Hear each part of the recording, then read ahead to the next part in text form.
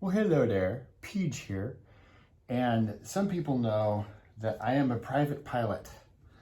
There's my pilot's license, and I'm rated single engine land and sea. I can do seaplanes, I can do wheels.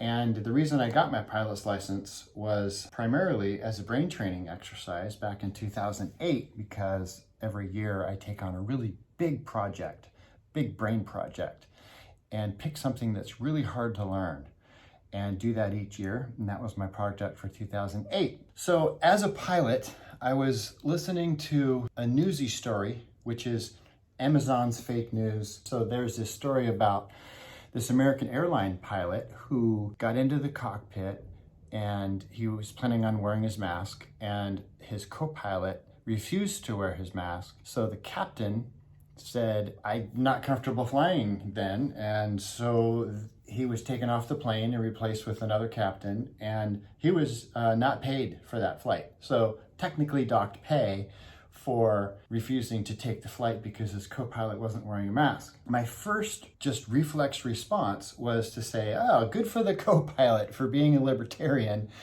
and not being forced to do something that he didn't want to do. But I'm a skeptic of myself as well as anything else. And so even though that certainly wasn't the point that NEWSY wanted me to come to, they wanted me to side with the pilot and say, oh, it's really unfair, your co-pilot should have been kicked off for not wearing a mask and we should go all Karen on him. And so I started thinking, okay, well, what's fair? Is it fair that the captain got docked pay? Should the co-pilot have been kicked off and him docked pay? But no, because then it's mandating masks. And so then I started going into this whirlwind. I can't really decide, what's fair on that. And I'm really good friends with my flight instructor still. We're besties. And I asked her about it, and it was a really good discussion because as a private pilot, the FAA requires me to go on supplemental oxygen as a pilot above 12,000 feet. It recommends that I go on supplemental oxygen if I'm above 5,000 feet at night, because the workload is so much more. It's kind of like instrument rated flying, and you're doing a lot more, and it's very brain intensive. And then above 14,000 feet, I have to wear oxygen, supplemental oxygen, just a cannula.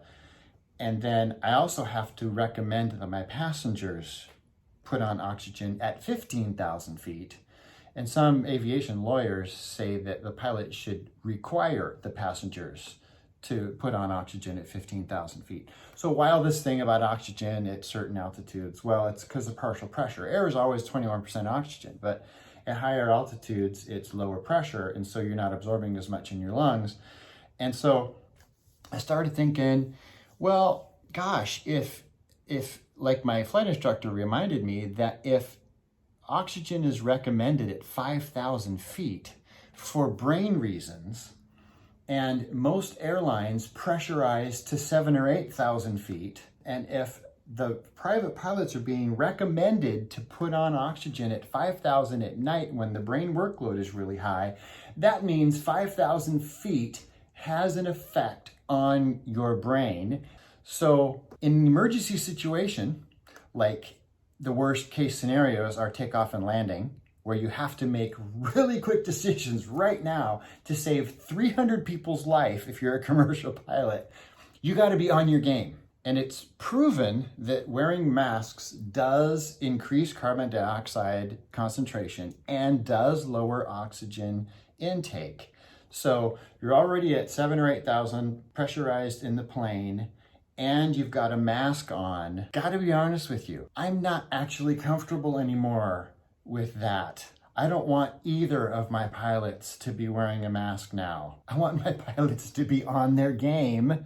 So if we're coming in for a landing and an aileron falls off or an engine blows out and we've got a crosswind, we got a really bad situation right now. And that pilot's got to be able to react like that to save 300 people behind him or her. And then NEWSY came out with another video And they said, well, since our NEWSY story, now all the airlines are making these claims and they're telling us what they're doing, but they're not actually doing what they're telling us what they're doing. And now they're all proud of making this stir in the airlines. And I'm on the other end going, as a pilot, thanks for bringing it up, because now I'm really nervous about my commercial airline pilots wearing masks. I would rather see neither of them wear masks. So my flight instructor is saying, yeah, gosh, there's some pretty good solutions to this. They can do a rapid test right when they get on the airplane.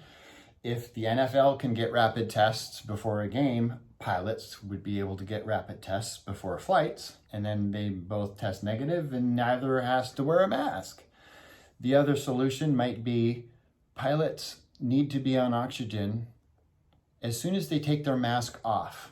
When they get on the plane, of course, they've got their mask on, they go into the cockpit, and then they sit down, they buckle up, they take off their mask, they put on their mask, their oxygen mask, which I think is the best solution, because then they're protected from each other. So I'm thinking the FAA should come around and say, hey, we've got these masks already, so let's give them ambient air mixture set at a pressure of sea level. And then all of a sudden, I'm more comfortable than I am now, even without masks, knowing that they're flying at 7,000 or 8,000 feet the whole flight. Because now I'm kind of a little uncomfortable with that part too, even without masks.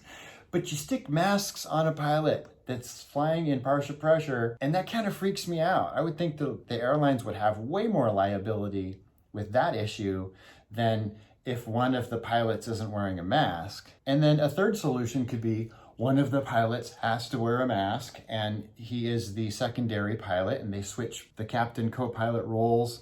So the captain is the one without the mask, the co-pilot is the one with the mask. They switch off every 15 minutes so they can make sure that their blood oxygen stays elevated, or whatever they want to do for timing. And that could be another solution. But what I haven't heard anyone else saying is, I'm not comfortable anymore with both of my commercial pilots wearing masks because of the proven oxygen level from the masks in an already slightly compromised altitude of 7,000 to 8,000 feet, where, remember, is beyond what I'm recommended to put on oxygen at night for proper brain function. So there's my 2 cents for what it's worth. Another one of those things that makes me go, And that's all I have to say about that.